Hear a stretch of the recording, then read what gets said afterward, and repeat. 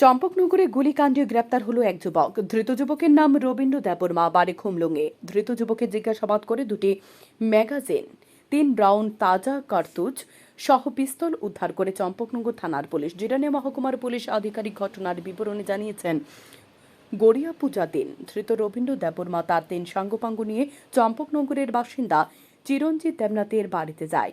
কোনো এক বিষয় নিয়ে তাদের মধ্যে প্রথমে বচসা শুরু হয়, তারপর মারধর করা হয়।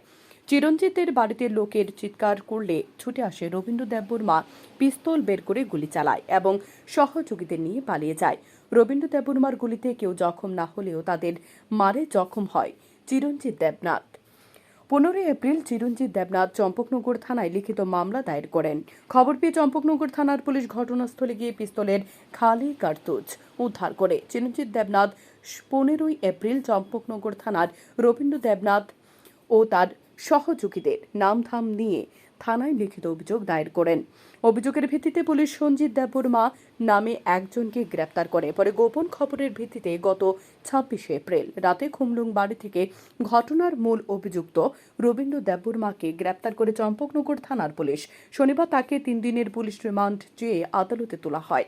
আদালত 3 দিনের পুলিশ রিমান্ড মঞ্জুর করে। পুলিশ রিমান্ডে করা জিজ্ঞাসাবাদে পুলিশ খুমলুঙে তার বাড়ির কাছ থেকে ঘটনায় ব্যবহৃত পিস্তল সহ 3 রাউন্ড গুলি ও 2টি ম্যাগাজিন উদ্ধার করে শনিবার গভীর রাতে। তবে ঘটনার সূত্রপাত এখনো রহস্যজনক। ঘটনার গুলিকাণ্ডের মূল কারণ তদন্ত করতে গিয়ে দেখা যাচ্ছে তার মধ্যে একটা ক্যাটেল ট্রান্সপোর্টিং হয়ে ছাড়া ঘটনাটা হচ্ছে। আর তার মধ্যে এই ট্রানজিশনের টাকা পয়সার টাকা পয়সা লেনদেনের একটা ঝামেলা ছিল, এই ঝামেলার জন্যই এই ঘটনাটা হচ্ছে। এই গুলিকাণ্ডে কি কেউ আহত হয়েছে? না, কেউ আহত হলো। পিস্তলটা কোন জায়গা থেকে এক্স্যাক্টলি আপনারা রিকভারি করছেন? আমরা রামকৃষ্ণপাড়া, যেখানে যে অভিযুক্ত রবীন্দ্র দেববর্মা তার নতুন দোকান কনস্ট্রাকশন ছিল, সেখান থেকে আমরা উদ্ধার করছি।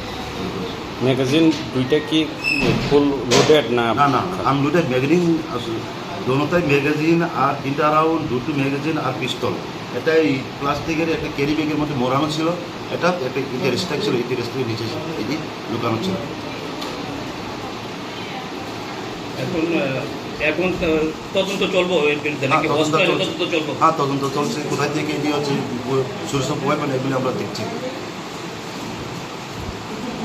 Report news daily Bharat.